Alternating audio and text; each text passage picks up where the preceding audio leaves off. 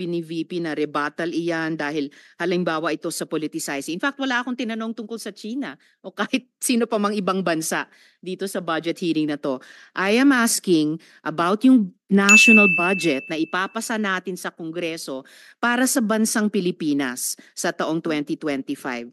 At ang pangalawang at huling tanong ko sa ngayon, before I make at the proper time propose an amendment which may or may not be accepted by the chair and by the colleagues para nga mas i-align ang mga kaperahan natin lalo na't masikip ang fiscal space natin dun sa mga appropriate programs sa appropriate agencies na malayang-malaya ang OVP makipag-partner sa kanila tulad ng sino pang opisina sa executive. Ang tanong ko po ay ilang mga libro ng isang kaibigan ay bibilihin at i-distribute at ano, if the VP could tell us more about the contents ng librong ito. Madam Chair.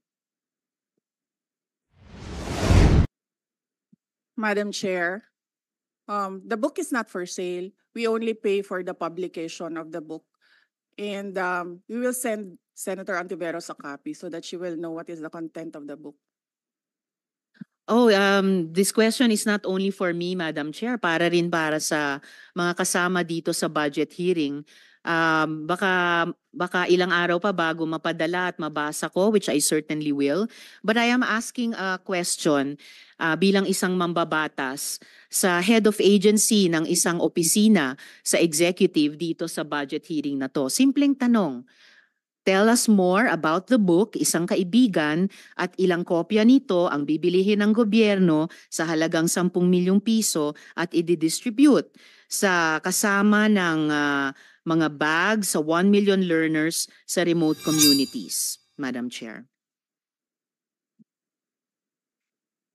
Madam Chair, this is an example of politicizing the budget hearing through the questions of a senator.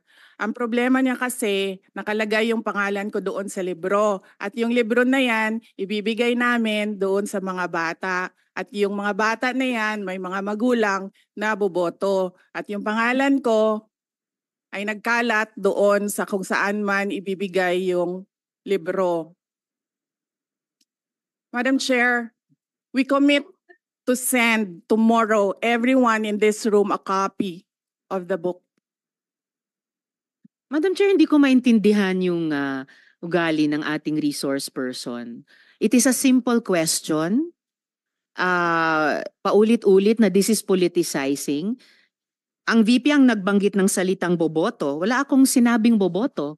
I'm simply asking, hindi ko ma-imagine we're making so much trouble, so much fuss about a 10 million peso item na itinatanong ko lang simpleng, what is the book about?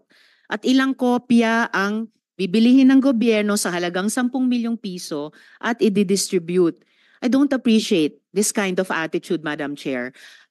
Usually, ang resource persons natin ay nagbibigay ng parehong institutional courtesy sa legislature na ibinibigay natin sa executive. I don't appreciate this kind of attitude. Tolentino, do you have Madam Chair? Madam Chair. Yes, Madam Chair. Hindi ko rin maintindihan ang ugali ni Senator Risa Ontiveros. And I do not appreciate, ano yung sinabi niya? I do not appreciate this kind of behavior and attitude.